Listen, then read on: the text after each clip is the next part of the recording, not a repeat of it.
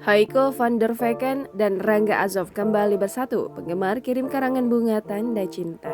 Bikin baper penggemar di sinetron Samudra Cinta, Heiko van der Vecken dan Rangga Azov kembali dipasangkan dalam sinetron Buku Harian Seorang Istri yang tayang di SCTV.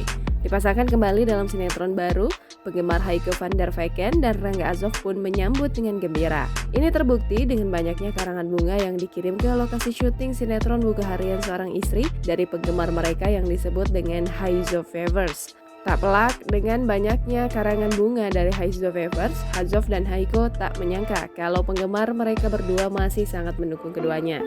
Heiko sempat berpikir dukungan penggemarnya dan Azov menurun karena tak lagi dipasangkan dalam satu judul sinetron. Heiko pun tak menyangka kalau dia bisa dipasangkan kembali dengan Rangga Azov. Dalam perannya di sinetron stripping Buku Harian Seorang Istri, Heiko van der Vecken dan Rangga Azov berperan sebagai mantan pasangan suami istri. Heiko menyebut dirinya berperan sebagai Cornelia di Buku Harian Seorang Istri, yang perannya jauh berbeda dengan Cinta di Samudra Cinta. Sementara Azov berperan sebagai Fajar di Buku Harian Seorang Istri. Azov, sapaan akrabnya ini, mengatakan merasa bangga bisa menjadi idola oleh para penggemarnya.